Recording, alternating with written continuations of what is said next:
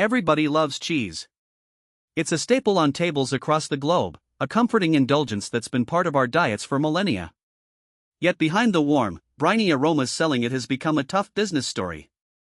In a recent piece from the New York Times, author Pete Wells takes us inside the world of cheesemongering, a craft that relies on deep expertise and long-standing relationships with producers. He explains that today's retail environment is making it harder than ever to keep those relationships and the business afloat. We're on the brink of a new era for cheese, Wells writes, noting that the price of imported cheeses has surged.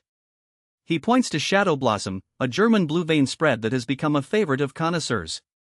Importing such specialty products is getting more expensive. Customs duties, shipping rates, and higher production costs are all piling on. The result is a price hike that cascades to the point of sale, leaving small shops and independent merchants squeezed between calibrated margins and the expectations of price-sensitive consumers.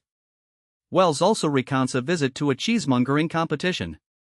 Interspersed with the aroma of aged Gouda and the clink of glass, the event highlights the cultural importance of the profession, but also the competitive pressure to stand out in a crowded market where online marketplaces and big-box stores can offer the same cheeses at a lower price. The competition itself demonstrates the high stakes of the trade, compliments and plaudits for the makers who understand how to coax the best from their dairy herds, yet the business side can feel cramped. The writer's own loss of direction in that bustling setting underscored the paradox: so much passion, yet so many obstacles. Another angle Wells touches on is the changing demand profile. Some consumers are turning to plant-based alternatives, while others chase artisanal, locally produced options.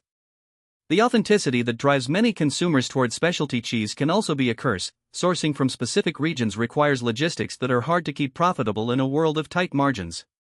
The article paints a quiet but urgent picture. Cheddar is still a staple, but the people who bring it to our plates are battling rising gut. The expertise required to talk to a farmer about price versus quality, to negotiate shelf space, to educate a hesitant customer all link back to relationships that are expensive to maintain when the costs of getting the product in the first place are climbing. Wells reminds us that though the craft remains a calling, it is subject to the same market forces that determine the fate of any small business.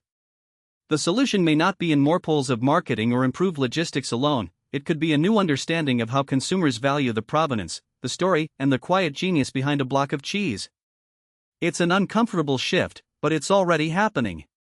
So next time you choose a slice of brie or a piece of aged provolone, remember the links that carry that cheese across borders and these growing costs that make each sale a little harder to write on the bottom line. Thanks for listening. If you want more on the intersection of food, business, and culture, we've got you covered next week. Stay hungry for knowledge and stay tuned.